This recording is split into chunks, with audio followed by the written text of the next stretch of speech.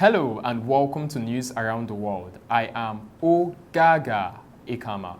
We begin from Nigeria, where the Federal Executive Council, FEC, has approved contracts for the rehabilitation of Warri and Kaduna refineries at a cost of $1.4 billion.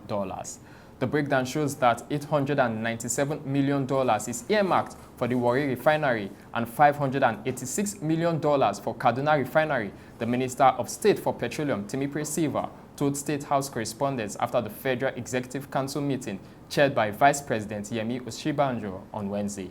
According to Mr. Silva, the rehabilitation of the refineries will be carried out in 3 phases. The rehabilitation is expected to turn around the refineries and set them up to meet national oil demands. Elsewhere in West Africa, several thousand protesters marched in Ghana's capital, Accra, on Wednesday under the slogan #FixTheCountry, the latest rally against President Nana Akufo-Addo's government. Dressed in red and black and chanting patriotic songs, protesters waved placards declaring "Corruption breeds poverty" and "Fix our education system now" as they marched in the city center. Wednesday rally marks the most recent anti-government protest since March, when a top court dismissed the main opposition party's challenge to Akufo-Addo's re-election late last year. Akufo-Addo won a second term with only a small majority in parliament, but the Ghanaian leader has since been under pressure as the West African country struggles with economic troubles worsened by the coronavirus pandemic. Former South African President Jacob Zuma will be allowed out of jail next week to attend a long-running corruption case in person rather than by video link. The hearing, scheduled to resume in the southeastern city of Pietermaritzburg on August 10, shall proceed in an open court, Judge Piet Coyne said.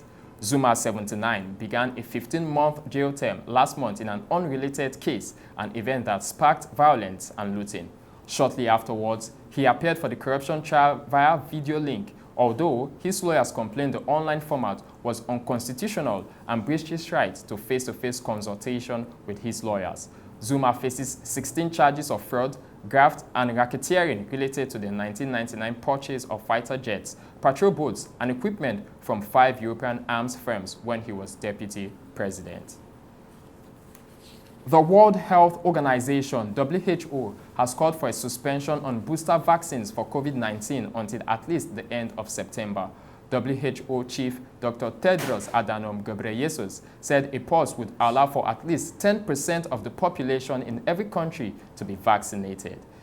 A number of nations, including Israel and Germany, have announced plans to administer a 3rd dose, but Dr. Tedros has warned poorer nations are falling behind.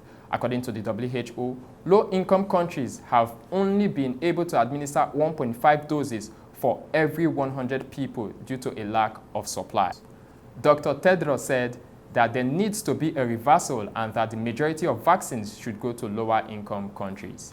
And finally, Forbes has announced Rihanna as a billionaire with most of her wealth coming from her Fenty brand. Forbes estimates that the 33-year-old singer and businesswoman is now the wealthiest female musician in the world with a fortune worth $1.7 billion. That makes her second only to Oprah Winfrey for the world's richest female entertainer. The bulk of her fortune comes from the value of Fenty Beauty, of which Forbes can now confirm she owns 50%. Much of the rest lies in her stake in her lingerie company, Savage and Fenty, worth an estimated $270 million, and her earnings from her career as a chart-topping musician and actress. That's all from News Around the World. Many thanks for watching. I am Ogaga Ikama.